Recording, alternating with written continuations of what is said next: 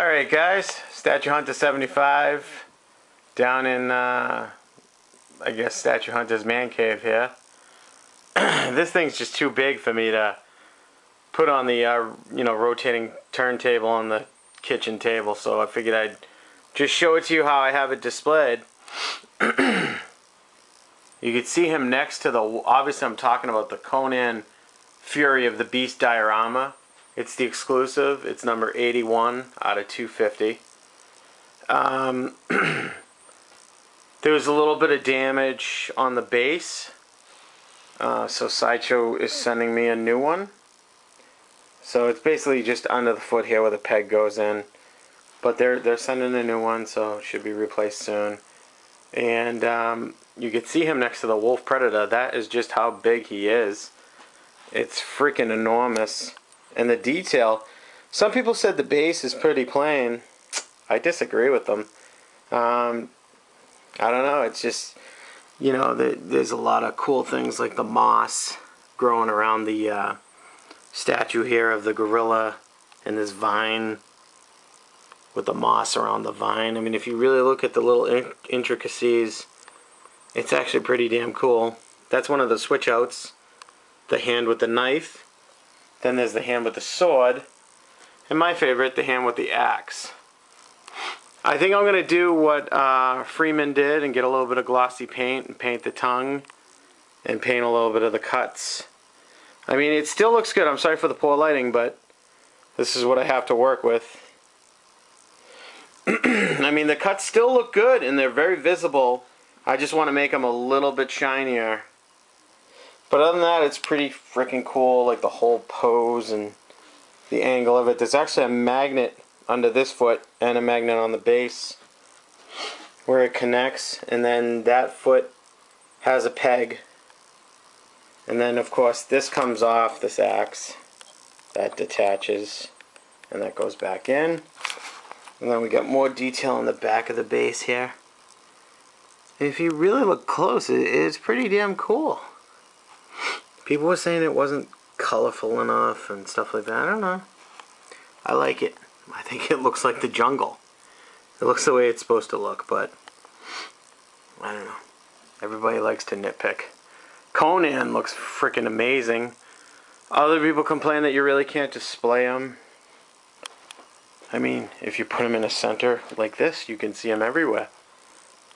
So I guess you can display him. I mean, the sculpt on Conan is freaking fantastic. Troy McDevitt did an amazing job. The intensity in his face. The jewelry on his necklace. The leather strap looks like leather. On his sword sheath or holder or whatever you call it. His bracelet. The gorilla's mouth. Let me try and show you the eyes. Are we not getting enough light here? Hold on, let me get my trusty friend here and see if I can turn him on. And I'm going to put you down for 1 second. You can look at the base for a second.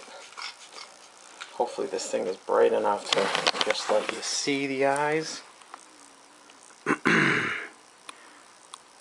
There you can see the eyes. Get a little light there. Both eyes are looking at Conan. They're not cross-eyed. It's hard to see because he's up so high. I'm 6 feet tall and I'm like reaching over this to show you. So yeah, it's pretty damn cool, the detail on it. All the detail on the axe. I will agree with Francois. Should have put a little blood on the axe like they did with over here. Get a little Conan section going here. I mean, they did put the blood on this axe from the Conan the Prize diorama. Got a pretty good idea from Matt Tina to put that draping over there, which is, it does look really cool. That way you can display her properly. But anyway, back to the one we're reviewing here.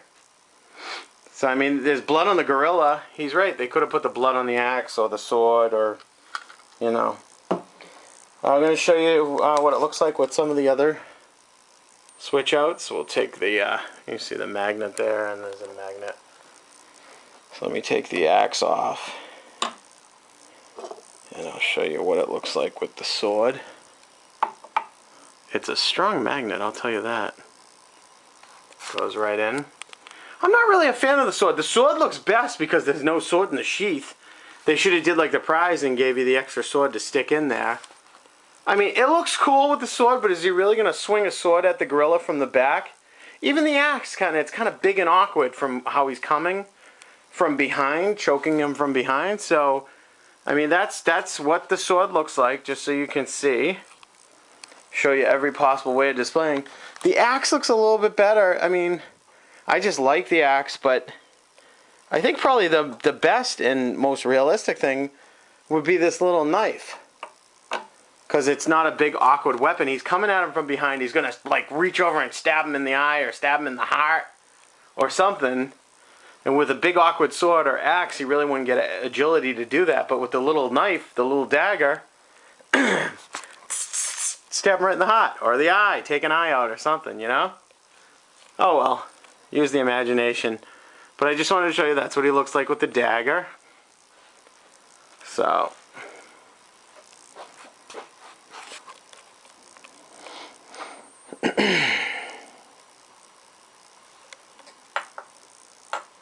and we'll put the axe back so we can see it the way everyone seems to like it with the axe.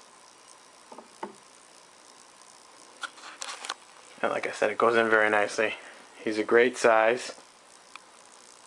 And he's on like a nice 4-foot podium. So there you have it. That's your Conan Fury of the Beast diorama. Sorry it took me so long to get around to doing the review. The detail of it looks great. I'm very happy with it.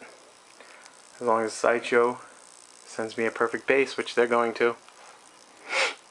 Alright guys, have a good night.